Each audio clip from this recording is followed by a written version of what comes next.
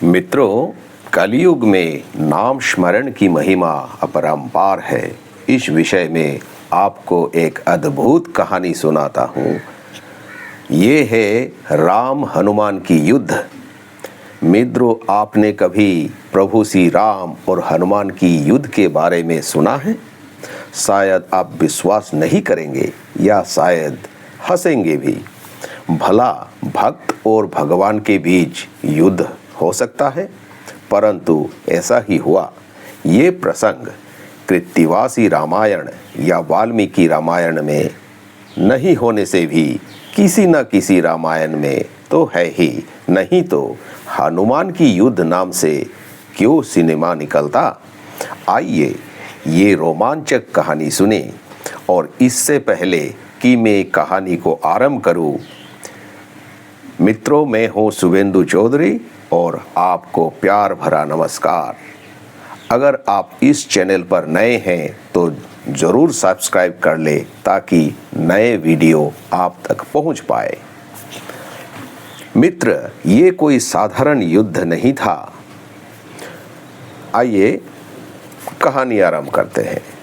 प्रभु श्री रामचंद्र जब वनवास से लौटे तो उनका राज्याभिषेक हुआ और राज्याभिषेक के बाद राम राज्य में प्रजागण कोई दुखी ना रहे, इसीलिए भगवान श्री राम ने सभी सामंत राजाओं को बुलाया। राज दरबार खचाखच भरा हुआ था और पैर रखने की तिल भर की जमीन भी जगह भी नहीं थी। एक एक कर राजागण राज सिंहासन के समीप आते हैं। सबसे पहले राजगुरु विश्वामित्र एवं राज पुरोहित वशिष्ठ जी को प्रणाम करते हैं। उसके उपरांत नारद आदि ऋषियों को प्रणाम करके भगवान श्री रामचंद्र जी को प्रणाम और भेंट पूजा अर्पण करके धन्य हो रहे थे। उसके बाद अपने अपने आसन पर विराज हो रहे थे। फिर एक साधारण सामंत राजा आया। जहां नारद जी बैठे हुए थे, ठीक उसी के निकट से मंच पर जा रहे थे तो नारद जी ने उसके कान के समीप अपने मुंह करके राज ऋषि विश्वामित्र को प्रणाम न करने को कहा, ये कहते हुए कि विश्वामित्र तो पहले एक क्षत्रिय थे, तो अगर क्षत्रिय यदि क्षत्रियों का प्रणाम किया तो उसका राज लक्ष्मी चली जाएगी, यानी लक्ष्मीहीन हो जाएंगी। क्योंकि श्री राम तो सभी के सम्राट है, इसीलिए उनको प्रणाम करने में कोई दोष नहीं। बेचारा भोला भोला वो सामंत राजा नारद जी को बात को विश्वास करके विश्वामित्र जी को प्रणाम नहीं किया और बाकी सभी को प्रणाम किया। यह देखकर ऋषि विश्वामित्र पहले तो सोचा शायद भूल गया होगा, लेकिन लौटते समय जब उनके निकट से गुजरा तो विश्वामित्र जी को समझ आया राजा जानबूझकर ऐसा किया है। उन्होंने तुरंत रामजिंद को बुलाकर बोले, क्या ये है तुम्हारे विरल गुरुपद? मैं जा रहा हूँ। श्री राम गुरु विश्वामित्र के चरण पकड़कर रो पड़े, मैं कौन सा दोष किया प्रभु? तुम तो मर्यादा पुरुषोत्तम हो। तुम्हारे समक्ष ही वह राजा जानबूझकर तुम्हारे गुरु का अपमान किया है और तुम चुप बैठे रहे। ये अपमान मैं बर्दाश्त नहीं करूँगा। मर्यादा पुरुषोत्तम ऋषि विश्वामित्र को शांत करने हेतु बोले, जो राजा आपको अपमान किया है उसके योग्य दंड में अवश्य दूंगा। आज कृपा कर आप शांत रहे। विश्वामित्र बोले, अभी उसका गला काटो। श्री राम चिंतित होकर बोले, ये राजागण सभी मेरे आमंत्रित और माननीय अतिथि है और अतिथि हत्या महापाप है। मेरे मर्यादा धर्म कैसा रक्षा होगा? एक ओर गुरु का अपमान, दूसरी ओर राजधर्म। मेरे तो दोनों ही ओर संकट है। तो रहने दो ये सब, मैं चला। लेकिन प्रभु राज ऋषि के चरण नहीं छोड़ रहे थे। उनके चेष्टा के उपरांत जब ऋषि नहीं माने तो अंत में राम बोले, ठीक है, मैं उस राजा की सर काटूंगा, पर आज नहीं। आगामी परसों सूर्यास्त से पहले ही मैं अपने हाथों से उसका सिर छेद करूंगा। निमंत्रण की काल आज समाप्त हो जाएगी। उसके बाद मेरा कोई दायित्व नहीं रहेगा। परसों उसका वध करने पर अतिथि निधन का पाप भी नहीं लगेगा। विश्वामित्र बोले, राम, तुम्हारे खोखले बातों का कोई मूल्य नहीं है। तुम प्रतिज्ञा करो। तुम तो करुणा के सागर हो। तुम्हारे समक्ष कोई आके रो दे तो तुम्हारे प्रतिज्ञा एक लम्हे में कर्पूर की तरह उड़ जाएंगी। जो तुम्हारे सबसे प्रिय है, अगर उनके नाम लेकर प्रतिज्ञा करो तो मैं मानूंगा। गुरुदेव, मेरे प्रिय? कौन है मेरे प्रिय?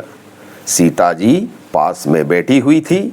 सोची मैं राजवल्लभा, मेरे ही लिए भगवान लंका मिटाकर मुझे उद्धार किया, इसीलिए वे मेरे ही नाम लेकर प्रतिज्ञा करेंगे। लक्ष्मण सोचे, मैं तो छाया की तरह उनके संग रहकर सेवा किया तो मेरे ही नाम लेंगे। उधर भरत सोचा, मैंने 14 वर्ष अति यति धर्म लेकर बिताया इस राम राज्य की सेवा करके, तो क्या मेरे भैया मुझे भूल पाएंगे? लेकिन क्या आश्चर्य की बात है, भगवान बोले, ठीक है गुरुदेव, मैं मेरे अभिन्नात्मा भक्तराज हनुमान के नाम से प्रतिज्ञा करता हूँ, आज से तृतीय दिवस में सूर्यास्त से पहले वह गुरुद्रोही राजा का सिर मैं धड़ से अलग कर दूंगा। तब जाके विश्वामित्र आश्वस्त हुए। उधर वो अभागा राजा यह सब देखकर डर के मारे घबराकर उसकी हालत पतली हो गई। निरुपाय होकर नारद जी के पास जाकर वो रो पड़े और बताया, ये आप मुझे कौन सी आपदा में धकेल दिया प्रभु? मैं तो आपका कोई क्षति किया नहीं। आपके बात सुनने का परिणाम अब मेरे प्राण जाने लगे हैं। अब आप ही मुझे बचाइए। नारद जी ऐसे मुंह बनाए जैसे कुछ हुआ ही नहीं और बोले, मैं तो क्या करूं? क्या मैं तुम्हें मार रहा हूं?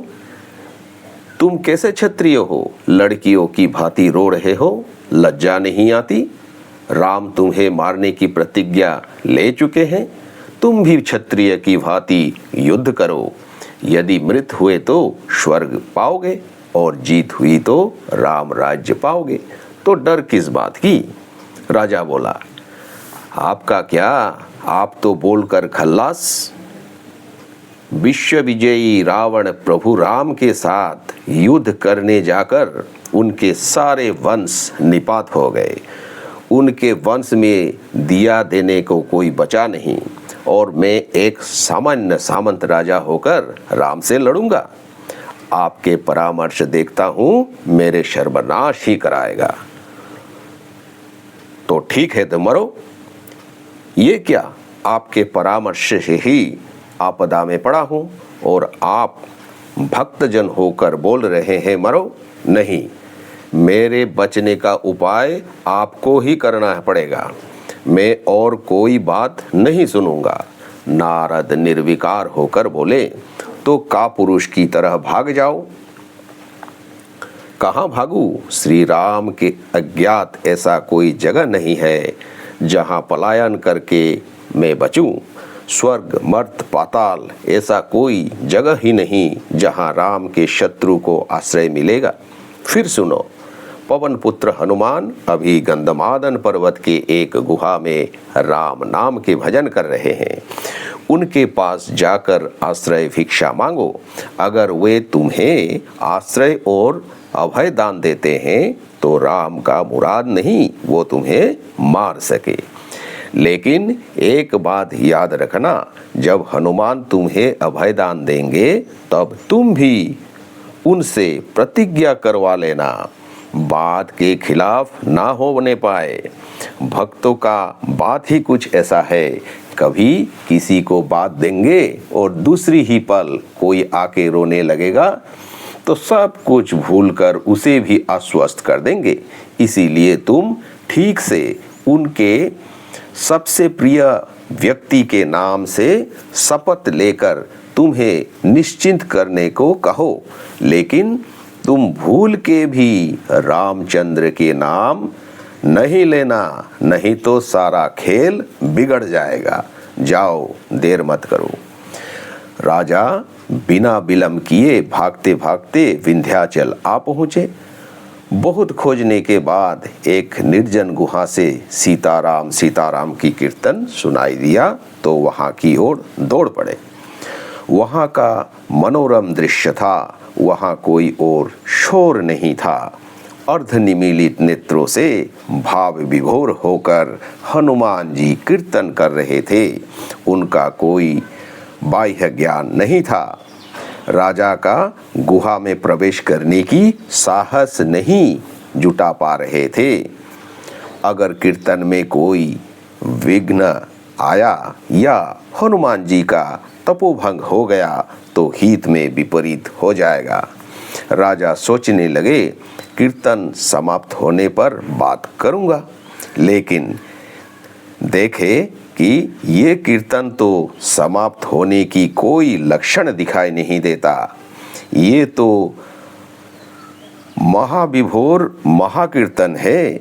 राजा क्या करते, एक एक कदम आगे चल के और त्राहिमाम शरणागत अस्मि त्राहिमाम कहते हुए हनुमान जी का चरण पकड़कर रोने लगे। हनुमान जी का समाधि भंग हुआ। आँख खुली तो देखा एक आदमी साष्टांग प्रणाम करते हुए त्राहिमाम चिल्ला रहा है। संत हृदय नवनीत समाना। किसी भक्त से किसी का दुख नहीं देखा जाता, इसीलिए उस व्यक्ति का हाथ पकड़कर उठाया और बोला, क्या हुआ तुम्हारा, क्यों रो रहे हो? प्रभु पहले बताइए, आप मुझे शरण देंगे? अगर आप मुझे सुरक्षा देने की बात कहेंगे तभी मैं सब कहूँगा। ठीक है, कोई भय नहीं है, मैं तुम्हें आश्रय देता हूँ और तुमको रक्षा भी करूँगा। अब तुम मुझे बताओ क्या हुआ, क्यों तुम डर से कांप रहे हो? राजा ने बताया, एक राजा 3 दिन बाद सूर्यास्त से पहले मेरा सर काटने की प्रतिज्ञा ली है। प्रभु मेरा कोई दोष नहीं है, मैंने उसके गुरु को अनजाने में प्रणाम नहीं किया, यही मेरा अपराध है। कौन है वह राजा, कहाँ का राजा हुआ, उसका नाम तो बताओ। राजा ने बताया, प्रभु मैं भूल गया हूँ, मरने की डर से नाम भी याद नहीं आ रहा, सभी उसे जानते हैं। वे माँ बेटी दोनों को ब्याहे हैं। हनुमान जी बोले, पागल की तरह यह क्या बहल बोल रहे हो? जो भी हो, ऐसा राजा को मैं नहीं मानता, कोई तुम्हें नहीं मार सकता। प्रभु मुझे बचाएंगे ना? अगर आप शपथ लेके बोलोगे तभी मेरा भय दूर होगा। क्या आश्चर्य है, तुम मुझे नहीं जानते? कैसे पहचानूं प्रभु, आप भगवान के भक्त हैं, मैं केवल इतना ही जानता हूं। तब क्यों प्रतिज्ञा करने को कहते हो? भक्त शीघ्र भूल जाते हैं, अगर दूसरा क्या बोल दे तब मेरा बात का कोई महत्व ही नहीं रहेगा। तो बोलो, क्या प्रतिज्ञा करूं? हनुमान जी ने पूछा। हे भगवान, आपके प्राण प्रिय व्यक्ति का नाम लेकर प्रतिज्ञा करने पर ही मैं निश्चिंत हो जाऊंगा। अरे अबोध, मेरे त्रिसंसार में कोई नहीं है, माँ पिताजी मर गए हैं, शादी नहीं की, घर संसार मेरा कोई नहीं। मैं केवल एक व्यक्ति को जानता हूँ, वह है रघुपति राम। मैं अपने प्रियतम उपास्य सीतापति रामचंद्र के नाम से प्रतिज्ञा करता हूँ, आज से तृतीय दिवस में सूर्यास्त के पूर्व तुमको कोई नहीं मार सकेगा। मैं तुम्हें रक्षा करूंगा, बस तुम मेरे तरह बैठे बैठे रामधनु गाओ। अब राजा कुछ अस्वस्थ होकर प्राण बचाने हेतु बैठकर रामधनु करने लगा। 3 दिन बीतने पर अकस्मात रामचंद्र जी को उनकी प्रतिज्ञा के बारे में ख्याल आया तो लक्ष्मण को बोले, वो राजा कहाँ गया देखना तो, आज तो उसका सिरछेद करना है। भरत, लक्ष्मण, शत्रुघ्न और शिपासालार मंत्री, कोतवाल, सेनापति सभी खोजने लगे, लेकिन उसका कहीं अता पता नहीं मिला। शाम ढलने लगा। नारद जी बोले, शायद गंधमादन पर्वत में पलायन कर गए होंगे, वो तो आपके राज्य के सीमा के बाहर है ना। श्री राम बोले, वह तो बहुत दूर है, कैसे जाऊं? अरे जल्दी पुष्पक विमान सजाओ, मैं स्वयं जाऊंगा। और श्री राम गंधमादन की ओर चल दिए। हनुमान जी भजन करते करते विमान की गर्जना सुनकर सोचे, शायद किसी देव देविया वन विहार करने निकले होंगे। वे फिर से राम नाम लेकर आंखें मूंद ली। ठीक उसी समय देखा विमान उसी के गुहा के सामने उतर रहा है। क्या बात है, देखना पड़ेगा। कहते हुए गुहा के बाहर आकर देखा भगवान श्री राम विमान से उतर रहे हैं। राम जी को देखते ही राजा कांपने लगे और गुहा के एक कोने में जाकर छिप गए।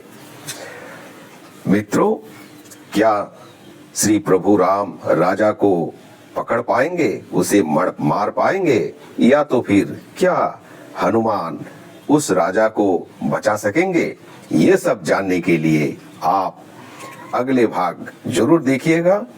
ये भाग काफी लंबा हो जाएगा, इसीलिए आज मैं यहीं समाप्त करता हूं और आप इस दूसरे भाग को अवश्य देखें, सुने, क्योंकि ये बहुत ही रोमांचकर युद्ध होने वाला है भक्त और भगवान के बीच। आपसे मैं विदा लेता हूं। नमस्कार।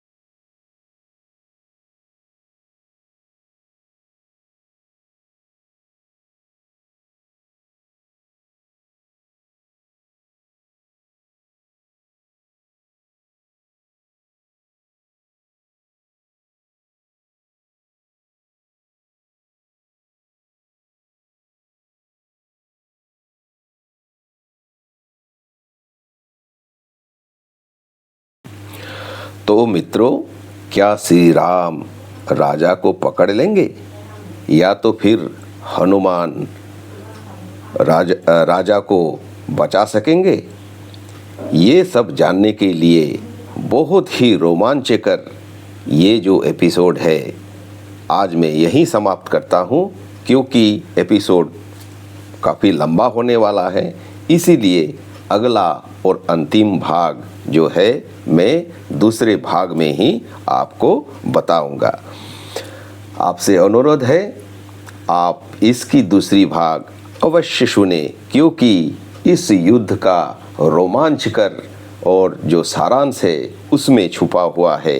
ऐसा अद्भुत युद्ध आपने पहले शायद कभी नहीं सुना होगा।